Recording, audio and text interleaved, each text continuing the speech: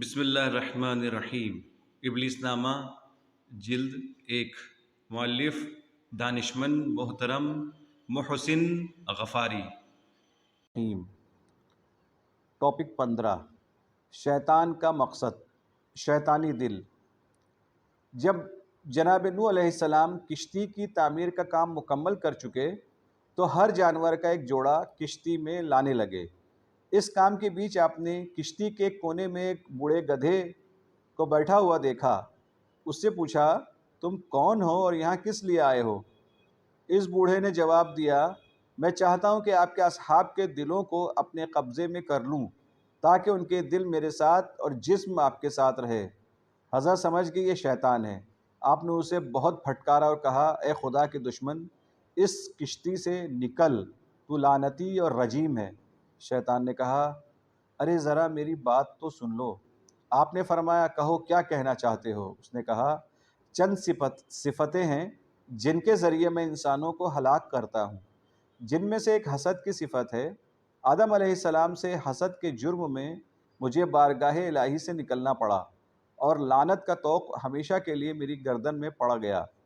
دوسری بری صفت حرص و لالچ ہے، جس کی وجہ سے آدم جنت سے نکالے گئے اور میری مراد بر آئی۔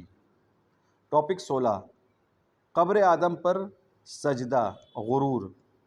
ایک دن شیطان حضرت موسیٰ علیہ السلام کے پاس آیا اور ان سے کہا، آپ خدا کے برگزیدہ بندے اور اس کے باعظمت رسول ہیں۔ میں خدا کی ایک مخلوق ہوں جس سے گناہ سرزد ہو گیا ہے۔ اب میں اس سے توبہ کرنا چاہتا ہوں۔ کیا آپ علیہ السلام خدا سے میری سفارش کر دیں گے؟ حضرت نے اس کی درخواست مان لی اور خداوند عالم سے سفارش کی۔ خدا نے جناب موسیٰ سے فرمایا، اے موسیٰ، میں اس کی بات اس شرط پر مانوں گا کہ وہ آدم کی قبر پر سجدہ کر لے۔ جناب موسیٰ نے خدا کا پیغام شیطان تک پہنچایا۔ شیطان نے غرور کے ساتھ جواب دیا کہ جب آدم زندہ تھے تو میں نے انہیں سجدہ نہ کیا، اب جب کہ وہ مر چکے ہیں میں جا کر ان کی قبر پر سجدہ کروں، یہ ناممکن ہے۔ امیر المومنین علیہ السلام شیطان کی صفات کے بارے میں فرماتے ہیں، ابلیس نے اپنی خلقت کی وجہ سے آدم پر فخر کیا اور اپنی اصل کی بنا پر تعصب کا شکار ہوا اور کہا کہ میں آدم سے بہتر ہوں۔ ٹاپک 17، حضرت عیسیٰ اور پتھر، تن آسانی۔ ایک دن حضرت عیسیٰ علیہ السلام اپنی تھکن دور کرنے کے لیے لیٹے تو ایک پتھر اپنے سر کے نیچے رکھ لیا اور آرام کرنے لگے۔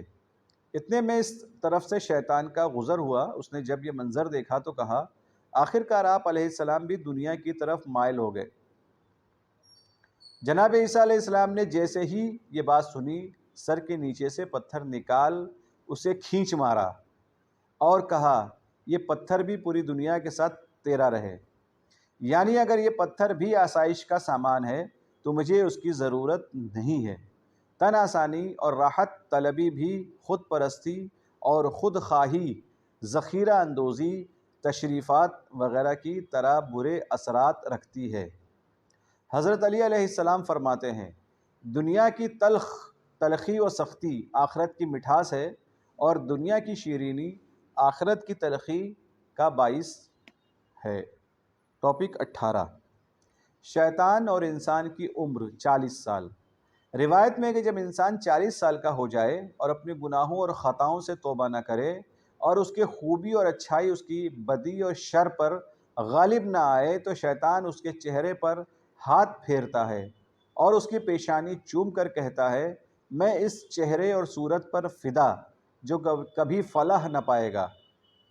پیغمبر اسلام صلی اللہ علیہ وآلہ وسلم فرماتے ہیں، جس شخص کی عمر 40 سال ہو جائے اور اس کی نیکی اس کی برائیوں پر غلبہ نہ پائے تو اسے خود کو آتش جہنم کے لیے آمادہ کرنا چاہیے۔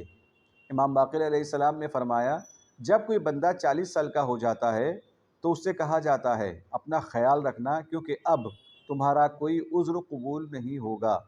امام صادق علیہ السلام فرماتے ہیں، ہر آدمی 40 سال تک اپنے گناہوں سے نجات پانے کا راستہ رکھتا ہے۔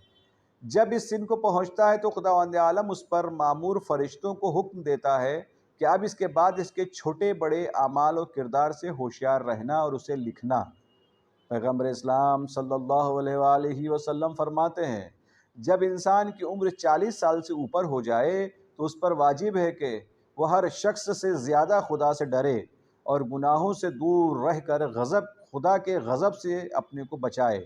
قرآن کریم میں ارشاد ہے جو شخص ذرہ برابر نیکی کرے گا اور اس کا اجر دیکھے گا، اور جو شخص ذرہ برابر برائی کرے گا وہ اس کی سزا دیکھے گا۔ ٹاپک 19 شیطان کا سونا اور جاگنا باوضو۔ ایت اللہ شہید دستغیب شیرازی اپنی کتاب استعاذہ میں تحریر فرماتے ہیں ایک عالم سے پوچھا گیا آیا روایات میں ایک ایسی بات پائی جاتی ہے جس سے یہ پتہ چلے کہ شیطان بھی انسان یا جانور کی طرح سوتا ہے یا نہیں؟ وہ عالم یہ سوال سن کر مسکرائے اور بہت اچھا جواب دیا، اگر شیطان سوتا ہوتا تو ہمیں تھوڑا بہت سکون مل جاتا، ہم سو رہے ہیں، وہ جاگ رہا ہے، اسے نیند کہاں، وہ تو ہر وقت ہماری طاق میں رہتا ہے۔ آیت اللہ شہید دستغیب رحمۃ اللہ علیہ کتاب کے دوسرے حصے میں فرماتے ہیں سوتے وقت وضو کر لیا کرو کہ تمہارے وضو کا نور شیطان کو تم سے دور رکھے گا۔ سونے سے پہلے وضو طہارت کا ایک اثر یہ ہوتا ہے کہ انسان برے خواب سے محفوظ رہتا ہے۔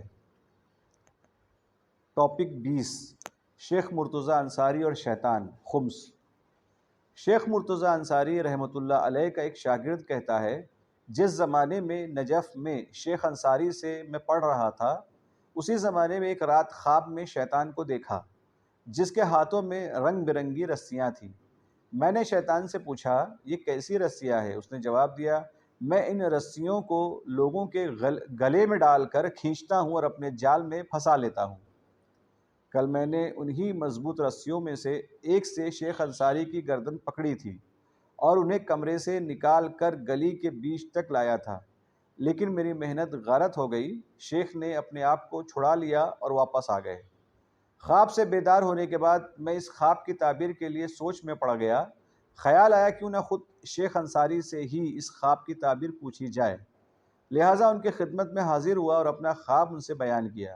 آپ نے فرمایا شیطان نے بالکل صحیح بتایا، کل اس ملعون سے مجھے دھوکہ دینا چاہا لیکن خداوند عالم کے لطف و کرم سے میں اس کے جال میں پھنسنے سے بچ گیا۔ واقعہ یہ ہے کہ کل میرے پاس پیسے بالکل نہیں تھے اور گھر میں ایک ضرورت پیش آ گئی تھی۔ میں نے سوچا کہ میرے پاس صاحب امام کے کچھ پیسے پڑے ہوئے ہیں، ابھی ان کے خرچ کا وقت بھی نہیں ہے، میں انہیں بطور قرض لے لیتا ہوں، بعد میں ادا کر دوں گا۔ یہ سوچ کر میں نے وہ پیسے لیے اور گھر سے باہر نکلا۔ جیسے ہی چاہا کہ وہ چیز جس کی مجھے ضرورت تھی خریدوں، اچانک دل میں یہ بات آئی کہ کیسے معلوم کہ قرض ادا کر سکوں گا۔ اسی فکر میں تھا کہ نہ خریدنے کا مضبوط ارادہ کر لیا اور گھر لوٹ آیا اور پیسوں کو ان کی جگہ پر واپس رکھ دیا۔ حضرت علی علیہ السلام فرماتے ہیں اپنے نفس کے بارے میں خدا سے ڈرو اور اسی رسی کو اپنی طرف کھینچ لو جس سے شیطان تمہیں اپنی طرف کھینچ رہا ہے۔ اپنا رخ آخرت کی طرف اور اپنی تمام کوششوں کو صرف خدا کے لیے قرار دو۔